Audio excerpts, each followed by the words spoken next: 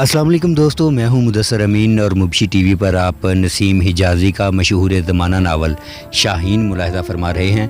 दोस्तों, इससे पहले आप इस सिलसिला की 20 इक़सात मुलाहिज़ा कर चुके हैं और अब पेश खिदमत है किस्त नंबर 21।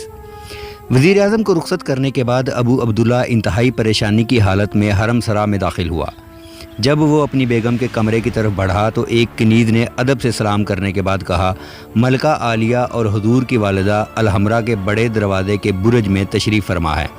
अबू अब्दुल्ला तज़ब्ज़ब की हालत में थोड़ी देर खड़ा रहा और फिर बोला, वो मुज़ाहिरीन की आवाज़ें यहाँ बैठ कर भी सुन सकती थीं। अबू अब्दुल्ला के अल्फाज में तलख़ी से ज़्यादा बेबसी थी। कनीज़ ने कहा, अगर हजूर का हुक्म हो तो इन्हें हजूर की आमद की इत्तला दी जाए। अबू अब्दुल्ला ने जवाब दिया, नहीं, हम खुद वहाँ जाते हैं। अबू अब्दुल्ला सर झुकाए गहरी सोच में हरम सरा से बाहर निकला। दरवाज़े के पहरेदार हिस्बे मामूल इसके पीछे पीछे चल दिए, लेकिन इसने मुड़कर इनकी तरफ देखते हुए कहा, हम तखलिया चाहते हैं। पहरेदार लौट गए। अबू अब्दुल्ला संगे मरमर की रवश पर आहिस्ता आहिस्ता कदम उठाता हुआ दरवाज़े की तरफ बढ़ा। बाहर मुज़ाहिरीन के नारे उसे साफ सुनाई देने लगे। बुर्ज की सीढ़ियों के करीब पहुँच रुका और तज़ब्ज़ब की हालत में देर तक वहाँ खड़ा रहा। वो अपनी बीवी को अपनी ज़िंदगी के एक तलख़ और अहम फ़ैसले से आगाह करने जा रहा था। अभी तक उसे ख़ुद भी ये यकीन ना था कि वो अपने फ़ैसले पर कहाँ तक अमल कर सकेगा। इसकी ज़िंदगी के बहुत थोड़े लम्हात ऐसे थे जो इसने अलहमरा की चार दीवारी से बाहर गुजारे थे। यही इसकी दुनिया और यही इसकी जन्नत थी, और अब हालात उसे इस जन्नत को खैराबाद कहने पर मजबूर कर रहे थे। इसने दिल में कहा, क्या ये मुमकिन है कि मैं ये जीते जी अलहमरा को छोड़ दूं? क्या ये मुमकिन है कि मेरे लिए अलहमरा के दरवाज़े एक बार बंद होने के बाद फिर खुल जाएं? मुझे इस मकसद के लिए फर्डिनेंड की मदद लेना पड़ेगी। इसके बग़ैर कोई चारा नहीं, और वो खुशी से मेरी मदद करेगा। लेकिन अब मुझे सिर्फ़ अपने चचा और बाप के ख़िलाफ़ ही नहीं, बल्कि अपनी राया के ख़िलाफ़ भी फर्डिनेंड की तलवार का सहारा लेना पड़ेगा। लेकिन क्या इन शिकस्तों के बाद फर्डिनेंड सिर्फ मेरे लिए एक ऐसी जंग के लिए आमादा हो जाएगा जिसके नताइज इसके लिए भी ख़तरनाक हो सकते हैं? क्या इसकी आखिरी शिकस्त मेरी और मेरे साथियों की इबरतनाक तबाही का बायस ना होगी? और अगर उसे फ़तह हासिल हुई तो क्या वो मुझे अपनी फ़तह के तमाम इनामात का हक़दार तस्लीम कर लेगा? वो ख़ुद ही इन सवालात का जवाब दे रहा था। अबू अब्दुल्ला, तुम गरनाता के आसमान पर एक मनहूस सितारा हो। फर्डिनेंड के हाथों अपने लिए गरनाता के बंद दरवाज़े खुलवाने का मतलब ये होगा कि गरनाता के मुसलमानों की तमाम क़ुव्वत मुदाफ़त कुचल दी जाए। अलहमरा के दरवाज़े पर मुसलमानों की लाशों के अंबार लगा दिए जाएं। ये लोग जो इस वक्त नारे लगा रहे हैं, तुम्हारे इस तख्त का एहतराम नहीं करेंगे जो तुम्हें फर्डिनेंड की मदद से हासिल होगा। वो तख्त जिसके नीचे मुसलमानों की लाशें तड़प रही होंगी, वो तुम्हें गद्दार कहेंगे। लेकिन अब मेरे सामने सिर्फ़ अपनी जान बचाने का मसला है। मैं यहाँ 1 या 2 दिन से ज़्यादा नहीं रह सकता। मेरा चचा यकीनन गरनाता पर हमला करेगा। ये मुश्तिल लोग इसका साथ देंगे और फिर वो मेरे मफलूज बाप को कठपुतली बनाकर गरनाता पर हुकूमत करेगा। क्या ये मुमकिन नहीं कि इस मकसद के हसूल के बाद वो फर्डिनेंड से सुलह कर ले? क्या फर्डिनेंड सिर्फ मेरे लिए इसकी दोस्ती का हाथ ठुकरा देगा? क्या वो अपने मफाद की खातिर मुझे अलजगल के सपुर्द नहीं कर देगा? क्या मैंने अपनी ख्वाहिशात पर अपने बाप तक को कुर्बान नहीं किया? मालिका की मामूली फ़ौज से शिकस्त खाने के बाद फर्डिनेंड के दिल में मेरी वक़्त क्या होगी? इस किस्म के परेशान ख़यालात का रुख बदलने के लिए वो अबू दाऊद की जादू बयानी का सहारा लिया करता था। अबू दाऊद की मौजूदगी में इसने कभी ज़्यादा सोचने की ज़रूरत ही महसूस ना की थी। अब तक उसने जो गलतियाँ की थी वो ज़्यादातर इसलिए थी कि अबू दाऊद ने इसे इन गलतियों के भयानक पहलुओं पर गौर करने का मौका नहीं दिया था। वो इसे संजीदा देखता तो फ़ौरन कह देता, ताजदार उंदलस को अपने दिमाग में ऐसे ख़यालात को जगह नहीं देनी चाहिए। बादशाहों को ऐसे मराहिल से गुज़रना ही पड़ता है। एक हुक्मरान का दिल बहुत मजबूत होना चाहिए। वो अबू दाऊद ही था जिसने इसकी ज़िंदगी की पुरसुकून कश्ती के साथ बादबान बांध कर इसे हवादस के समंदर की तरफ धकेला था, और वो अबू दाऊद ही था जो इसे हर नए भंवर में तसल्ली दिया करता था। और अब ये कश्ती इस ख़तरनाक चट्टान के करीब पहुंच चुकी थी जिसे अबू दाऊद ने आज तक अपने शागिर्द की आंखों से ओझल कर रखा था। ابو عبداللہ آہستہ آہستہ پیچ در پیچ سیڑھیوں میں سے گزرتا ہوا اوپر پہنچا۔ برج کی گیلری میں اس کی والدہ اور بیوی کے علاوہ چند اور خواتین کھڑی نیچے جھانک رہی تھیں۔ مظاہرین کی چیخو پکار کے باعث کسی کو ابو عبداللہ کے پاؤں کی آہٹ سنائی نہ دی۔ وہ کچھ دیر گنبد کے نیچے خاموش کھڑا رہا۔ نیچے دروازے کے سامنے وسیع میدان میں عوام کا بے پناہ ہجوم یہ نعرے لگا رہا تھا: ابو عبداللہ غدار ہے، ابو عبداللہ قوم فروش ہے، ابو عبداللہ کو پھانسی پر لٹکا دو، الحمرا کو جلا دو۔ بعض لوگوں کے ہاتھوں میں مشلیں تھیں، بعض اپنے نیزے اور تلواریں بلند کر رہے تھے۔ ابو عبداللہ نے اپنے دل میں سوال کیا، کیا فرڈیننڈ کی مدد سے میں ان لوگوں پر حکومت کر سکوں گا؟ نہیں، اس نے خود ہی جواب دیا، یہ ممکن ہے کہ فرڈیننڈ میرے لیے غرناطہ کی اینٹ سے اینٹ بجا دے اور غرناطہ کے ہر چوراہے پر ان لوگوں کی لاشوں کے انبار لگا دے، لیکن یہ ممکن نہیں کہ وہ انہیں میری اطاعت پر مجبور کر دے۔ کیا میرے ہاتھوں غرناطہ کی تباہی مقدر ہو چکی ہے؟ وہ اس خیال سے کپ کپا اٹھا۔ وہ اپنے آپ سے کہہ رہا تھا، ابو عبداللہ تمہارے لیے اب ایک ہی راستہ ہے، اور وہ یہ کہ تم اس تخت و تاج سے ہمیشہ کے لیے دستبردار ہو جاؤ۔ تم اندلس کی سرزمین سے روپوش ہو جاؤ، لیکن تم جاؤ گے کہاں؟ فرڈیننڈ کے پاس؟ نہیں، وہاں جانے کا مطلب یہ ہوگا کہ تم اس کے ہاتھوں غرناطہ کو تباہ کروانے کا عزم کر چکے ہو۔ وہ تمہیں ہمیشہ اپنے مقاصد کے لیے استعمال کرتا رہے گا۔ تم اس کی خواہشات کی تکمیل سے انکار نہیں کر سکو گے، اور اس کی سب سے بڑی خواہش یہ ہے کہ اندلس کو مسلمانوں کے وجود سے پاک کیا جائے۔ تم بھیڑوں کی گلہ بانی کے لیے ایک بھیڑیے کی مدد چاہتے ہو۔ تم فرڈیننڈ کے پاس نہیں جاؤ گے۔ آج تک تم اس کے اعلیٰ کار تھے، اور وہ ابو داؤد بھی شاید اس کا اعلیٰ کار تھا۔ تم نے شاید اس شخص کے اشاروں پر ناچنے کی حماقت کی جو فرڈیننڈ کا معمولی نوکر تھا۔ تمہیں اس پر بھروسہ تھا، لیکن جب وقت آیا وہ تمہارا ساتھ چھوڑ کر بھاگ گیا۔ تم اس کے ہاتھوں میں ایک کھلونا تھے۔ اس نے تمہیں ابو موسیٰ کو گرفتار کرنے کا مشورہ دیا، اور تم نے اپنے بہترین دوست کو قید میں ڈال دیا۔ اس نے تمہیں سرحدی عقاب کے قتل کا مشورہ دیا، اور تم اندلس کے مسلمانوں کے ان بہترین دوست سے محروم کرنے پر آمادہ ہو گئے۔ اس نے تمہارے ہاتھ میں مشل دی، اور تم نے اپنے خرمن میں آگ لگانے پر تیار ہو گئے۔ اس نے تم سے وہ جرم کروائے جو تمہارے وہم و گمان میں بھی نہ تھے، اور جب سزا کا وقت آیا تو وہ تمہیں غرناطہ کی عوام کی عدالت کے سامنے چھوڑ کر بھاگ گیا۔ ابو عبداللہ کے دل میں پہلی بار ابو داؤد کے خلاف نفرت کا جذبہ پیدا ہوا۔ وہ تصور میں دیکھ رہا تھا کہ اس کا اتالیق فرڈیننڈ کے قریب بیٹھا اس کی ہنسی اڑا رہا ہے۔ وہ کہہ رہا ہے، ابو الحسن کا بیٹا میری اور آپ کی توقع سے زیادہ بے وقوف تھا۔ میں اس لیے چلا آیا کہ اب اس سے کوئی اور کام نہیں لیا جا سکتا۔ کمینہ، دغاباز، ملاؤن، کاش میرے ہاتھ اس کی گردن تک پہنچ سکتے۔ ابو عبداللہ نے محویت کے عالم میں یہ الفاظ اس قدر بلند آواز میں کہے کہ وہ خواتین جو گیلری میں اس کی آمد سے بے خبر کھڑی تھی چونک پڑیں۔ کچھ دیر تذبذب کے بعد ابو عبداللہ کی والدہ آگے بڑھی، اور اس نے 2-3 قدم کے فاصلے پر کھڑی ہو گئی۔ کچھ دیر ماں اور بیٹا چاند کی دھندلی روشنی میں ایک دوسرے کی طرف دیکھتے رہے۔ ابو عبداللہ نے نحیف آواز میں کہا، اگر اجازت ہو تو یہ مجلس برخاست کر دیں، مجھے آپ سے کچھ کہنا ہے۔ ابو عبداللہ کی ماں نے مڑ کر خواتین کی طرف دیکھا، اور وہ اس کا مقصد سمجھ کر نیچے اتر گئی۔ ابو عبداللہ کی بیوی بھی ان کے پیچھے چڑھ پڑی، لیکن ابو عبداللہ نے کہا، بیگم ٹھہرو تم بھی۔ وہ رک گئی اور گنبد کے ایک سرے پر کھڑی ہو گئی۔ چاند کی دھندلی روشنی میں ماں اور بیوی تینوں خاموشی سے ایک دوسرے کی طرف دیکھ رہے تھے۔ نیچے ہجوم کے نعرے بتدریج بلند ہو رہے تھے، ابو عبداللہ غدار، ابو عبداللہ اسلام کا دشمن ہے۔ لیکن الفاظ کی نسبت ابو عبداللہ کے لیے اپنی ماں اور بیوی کی خاموش نگاہیں کہیں زیادہ ناقابل برداشت تھیں۔ ابو عبداللہ نے اس خاموشی کو ناقابل برداشت محسوس کرتے ہوئے کہا، غرناطہ کا غدار اپنی والدہ اور اپنی بیگم کے سامنے کھڑا ہے اور یہ پوچھتا ہے کیا انہوں نے بھی غرناطہ کے عوام کی طرح اس کے لیے کوئی سزا تجویز کی ہے؟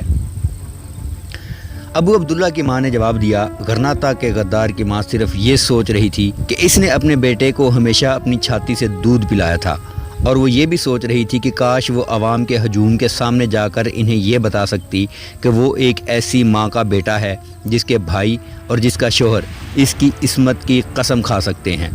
اگر برج کا گنبد ٹوٹ کر اس کے سر پر آ گرتا تو بھی شاید ابو عبداللہ اس قدر بوجھ محسوس نہ کرتا۔ اس نے انتہائی بے بسی کی حالت میں اپنی ماں کی طرف دیکھا اور کہا، امی، آج میں اپنا مقدمہ آپ کی عدالت میں پیش کرتا ہوں، میرے لیے سزا تجویز کیجیے۔ مجھے کہیے کہ میں اس برج سے چھلانگ لگا دوں، مجھے کہیے کہ میں اپنے ہاتھوں سے اپنا گلا گھونٹ ڈالوں۔ اولو العزم ماں کو اپنے بیٹے کے یہ الفاظ متاثر نہ کر سکے۔ اس نے کہا، یہ تم صرف اس لیے کہہ رہے ہو کہ مائیں صرف رحم کی التجائیں سن سکتی ہیں، انصاف کے تقاضے پورے نہیں کر سکتی۔ ابو عبداللہ، تم نے جس درخت کی آبیاری کی تھی وہ خاردار تھا، کاش تمہاری ماں اس کے کانٹوں سے تمہارا دامن چھڑا سکتی۔ تم اپنی غلطیوں سے نادم نہیں، ان کے نتائج سے بدحواس ہو۔ تم چاہتے ہو کہ میں تمہیں تسلی دوں، لیکن آج تمہاری ماں کو تمہیں تسلی دینے کے لیے الفاظ نہیں ملتے۔ یہاں تک کہہ کر ابو عبداللہ کی ماں کی آواز بیٹھ گئی اور اس کی آنکھوں میں آنسو جمع ہونے لگے۔ ابو عبداللہ نے آبدیدہ ہو کر کہا، امی، اب میرے لیے نجات کا کوئی راستہ نہیں، میں کل تک یہاں سے چلا جاؤں گا اور پھر کوئی میری صورت نہیں دیکھے گا۔ اس لیے میں بیگم سے پوچھنا چاہتا ہوں، عائشہ، کیا تم میرا ساتھ دینا چاہتی ہو؟ عائشہ ایک لمحے کے لیے خاموش رہی اور پھر ایک قدم آگے بڑھ کر بولی، آپ ہماری قوم کے دشمن کے پاس پناہ لینا چاہتے ہیں، لیکن میں فرڈینینڈ کے محل میں رہنے کی بجائے غرناطہ کے قبرستان میں دفن ہونے کو ترجیح دوں گی۔ ابو عبداللہ کے ہونٹوں پر ایک دردناک مسکراہٹ نمودار ہوئی۔ اس نے اپنے آنسو چھپانے کے لیے منہ پھیر لیا۔ نیچے سے اب نعروں کی بجائے کسی کی تقریر سنائی دے رہی تھی۔ ابو عبداللہ آہستہ آہستہ قدم اٹھاتا گیلری کی طرف بڑھا اور جھک کر نیچے دیکھنے لگا۔ چند مشل برداروں کے درمیان ایک قداور نوجوان کھڑا تقریر کر رہا تھا اور لوگ اس کے ہاتھوں کے اشاروں پر اپنی اپنی جگہ پر بیٹھ رہے تھے۔ اس کی آواز میں روب اور کشش تھی۔ ابو عبداللہ نے غور سے دیکھنے پر اسے پہچان لیا۔ یہ وہ ناظم سرحد تھا جو تھوڑی دیر قبل اس کے دربار سے مایوس ہو کر نکلا تھا۔ سرحد کا ناظم بلند آواز میں تقریر کر رہا تھا، تم جس عبداللہ کے خلاف نعرے لگا رہے ہو وہ مر چکا ہے۔ وہ اس دن مر چکا تھا جب اس نے اپنے باپ سے غداری کر کے غرناطہ کے تخت و تاج پر قبضہ کیا تھا۔ میں اس کی لاش دیکھ کر آیا ہوں۔ تمہارے نعرے اس کی زندگی میں حرارت پیدا نہیں کر سکتے۔ ایک مردہ لاش کو چابک رسید کرنے سے کوئی فائدہ نہیں۔ کاش تم اس وقت آنکھیں کھولتے جب تمہارے بعض سرداروں نے اس لاش کو غرناطہ کے تخت پر بٹھا دیا تھا۔ آج وہ نصرانی جنہیں خوش کرنے کے لیے ابو عبداللہ نے مالکہ پر حملہ کیا تھا، ہماری سرحدی بستیوں کو تباہ و برباد کر رہے ہیں، اور تم یہ محسوس کر رہے ہو کہ ابو عبداللہ بے حس ہے، لیکن تمہیں اس وقت اس کی بے حسی کا احساس نہ ہوا جب اس نے اپنے باپ کے خلاف بغاوت کی تھی۔ تم نے ایک نااہل کو غرناطہ کے تخت پر قابض ہوتے دیکھا اور خاموش رہے۔ ابو عبداللہ نے اپنا مستقبل ہماری قوم کے دشمنوں کے ساتھ وابستہ کر دیا، لیکن میں یہ کہتا ہوں کہ اس قوی گناہ میں تم بھی اس کے شریک ہو۔ تمہاری بے بسی اور تمہاری مجرمانہ غفلت کے باعث غرناطہ کی حکومت ایک ایسے شخص کے ہاتھ میں آ گئی جو فرڈینینڈ کے ہاتھوں میں ایک کھلونا ہے۔ اگر تم ابو عبداللہ کو یہ احساس دلا سکتے کہ تم زندہ ہو اور اپنے مستقبل کے متعلق آنکھیں بند نہیں کرو گے تو وہ یقیناً ایسی غلطیاں کرنے کی جرت نہ کرتا۔ لیکن مجھے افسوس ہے کہ تم اس جگہ جمع ہو کر ابو عبداللہ کی بے حسی کا ماتم کر رہے ہو، اور تمہاری اپنی بے حسی کا یہ عالم ہے کہ اس وقت سرحد پر عیسائی حملہ آور ہیں اور ہماری بستیاں تباہ کر رہے ہیں۔ وہاں عورتوں، بچوں اور بوڑھوں کا قتل عام جاری ہے۔ ہزاروں گھر جلائے گئے ہیں اور سینکڑوں عورتوں کی عصمت لوٹی گئی ہے۔ میں تمہارے پاس ان کی فریاد لے کر آیا ہوں اور تم سے پوچھتا ہوں کہ میں تمہاری طرف سے ان کے پاس کیا جواب لے کر جاؤں؟ کیا میں واپس جا کر تمہاری بےکس بہنوں کو تمہاری طرف سے یہ جواب دوں کہ تمہاری عصمت کے رکھوالے اس وقت الحمرا کے دروازے پر کھڑے ابو عبداللہ کو گالیاں دینے کا مقدس فریضہ ادا کر رہے ہیں؟ میں تمہیں ابو عبداللہ کو برا بھلا کہنے سے منع نہیں کرتا۔ شاید فرصت کے وقت میں اس کے خلاف میں تم سے زیادہ آواز میں نعرے لگاؤں، لیکن اب نعروں کا وقت نہیں، عمل کا وقت ہے۔ میرے دوستوں، قوم کا رہنما قوم کے کردار کا آئینہ ہوا کرتا ہے۔ اگر تم یہ کہتے ہو کہ ابو عبداللہ بے حس ہے تو اس قوم کے متعلق کیا کہو گے جس نے اسے اپنا حکمران تسلیم کر لیا تھا؟ ابو عبداللہ بزدل ہے اور اس پر نصرانیوں کے خوف کا بھوت سوار ہے، لیکن یہ درست نہیں کہ جب تک سرحد کے جاں بازوں اور الزغل کے مجاہدین نے تم پر یہ ثابت نہیں کیا کہ مسلمان کا لوہا آج بھی ہر لوہے کو کاٹ سکتا ہے، تم بھی ابو عبداللہ کی طرح نصرانیوں سے خائف تھے، اور اس سے قبل جب تک ابو الحسن نے زبردستی تمہیں میدان جنگ کی طرف نہیں گھسیٹا تھا، تم نصرانیوں کے بعد گزار رہ کر ذلت کی زندگی گزارنے پر مطمئن تھے۔ یاد رکھو، جب مستقبل کا مورخ یہ لکھے گا کہ ابو عبداللہ ایک غلط اندیش اور پست ہمت انسان تھا، تو اسے یہ بھی لکھنا پڑے گا کہ ابو عبداللہ کی قوم میں ذلیل انسانوں کا ایک بہت بڑا گروہ ایسا تھا جس نے اپنے مخلص، بہادر اور دانشمند حکمران سے غداری کر کے اس کے نالائق اور بزدل بیٹے کو اپنا رہنما تسلیم کر لیا ہے۔ میرے دوستو، ابو عبداللہ کی سزا ہے تمہاری بدعمالیوں کی۔ ابو عبداللہ تمہارے ان اکابرین کے ہاتھوں میں کھلونا ہے جو فرڈیننڈ کے غلامی کے طوق لعنت کو اپنا زیور سمجھتے ہیں۔ ابو عبداللہ تمہارے جسم میں ایک ناسور ہے، اور ناسور ہمیشہ اس جسم میں پیدا ہوتا ہے جس کا خون گندا ہو چکا ہو۔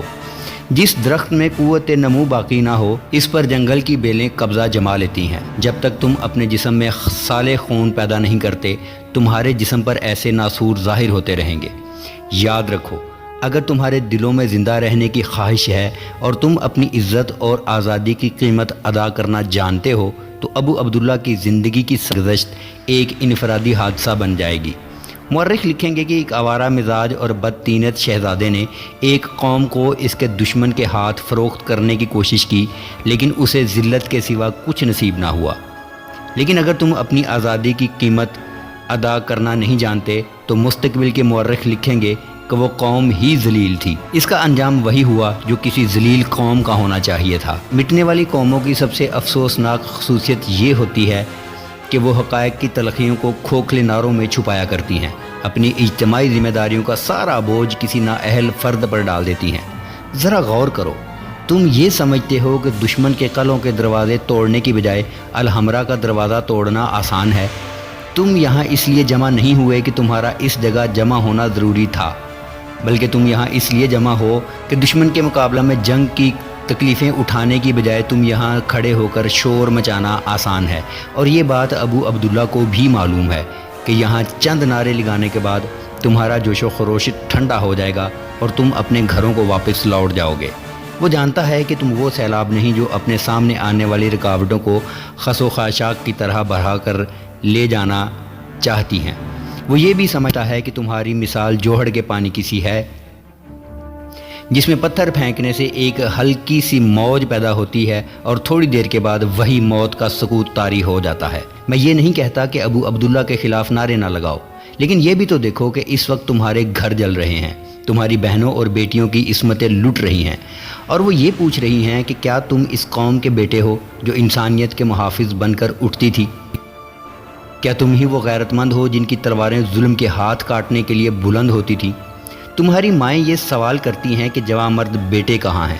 تمہاری بہنیں یہ سوال کرتی ہیں کہ اس وقت جب ظلم کے ہاتھ ہماری عصمت کی طرف بڑھ رہے تھے، ہمارے غیور بھائی کہاں ہیں؟